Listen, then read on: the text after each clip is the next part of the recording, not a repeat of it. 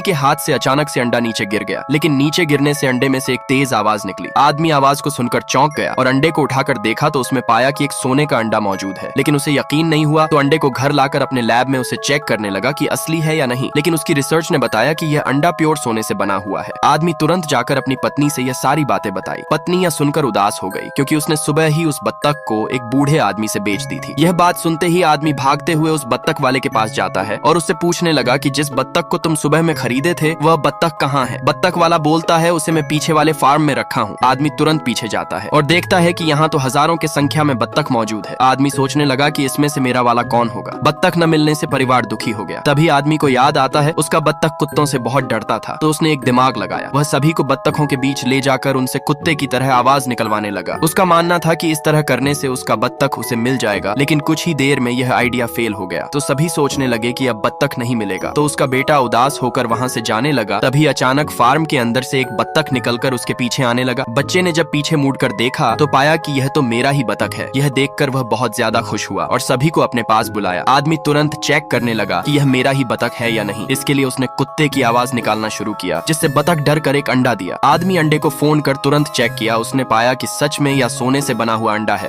के हाथ से अचानक से अंडा नीचे गिर गया, लेकिन नीचे गिरने से अंडे में से एक तेज आवाज निकली। आदमी आवाज को सुनकर चौंक गया और अंडे को उठाकर देखा तो उसमें पाया कि एक सोने का अंडा मौजूद है। लेकिन उसे यकीन नहीं हुआ तो अंडे को घर लाकर अपने लैब में उसे चेक करने लगा कि असली है या नहीं। लेकिन उसकी रिसर्च ने बताया कि यह अंडा प्योर सोने से बना हुआ है। आदमी तुरंत जाकर अपनी पत्नी से यह सारी बातें बताई। पत्नी यह सुनकर उदास हो गई क्योंकि उसने सुबह ही उस बत्तख को एक बूढ़े आदमी से बेच दी थी। यह बात सुनते ही आदमी भागते हुए उस बत्तख वाले के पास जाता है और उससे पूछने लगा कि जिस बत्तख को तुम सुबह में खरीदे थे वह बत्तख कहाँ है। बत्तख वाला बोलता है उसे मैं पीछे वाले फार्म में रखा हूँ। आदमी तुरंत पीछे जाता है और देखता है कि यहाँ तो हजारों की संख्या में बत्तख मौजूद है। आदमी सोचने लगा कि इसमें से मेरा वाला कौन होगा। बत्तख न मिलने से परिवार दुखी हो गया। तभी आदमी को याद आता है उसका बत्तख कुत्तों से बहुत डरता था, तो उसने एक दिमाग लगाया। वह सभी को बत्तखों के बीच ले जाकर उनसे कुत्ते की तरह आवाज निकलवाने लगा। उसका मानना था कि इस तरह करने से उसका बत्तख उसे मिल जाएगा, लेकिन कुछ ही देर में यह आइडिया फेल हो गया। तो सभी सोचने लगे कि अब बत्तख नहीं मिलेगा। तो उसका बेटा उदास होकर वहां से जाने लगा। तभी अचानक फार्म के अंदर से एक बत्तख निकलकर उसके पीछे आने लगा। बच्चे ने जब पीछे मुड़कर देखा तो पाया कि यह तो मेरा ही बत्तख है। यह देखकर वह बहुत ज्यादा खुश हुआ और सभी को अपने पास बुलाया। आदमी तुरंत चेक करने लगा कि यह मेरा ही बत्तख है या नहीं। इसके लिए उसने कुत्ते की आवाज निकालना शुरू किया, जिससे बत्तख डर कर एक अंडा दिया। आदमी अंडे को फोन कर तुरंत चेक किया। उसने पाया कि सच में यह सोने से बना हुआ अंडा है।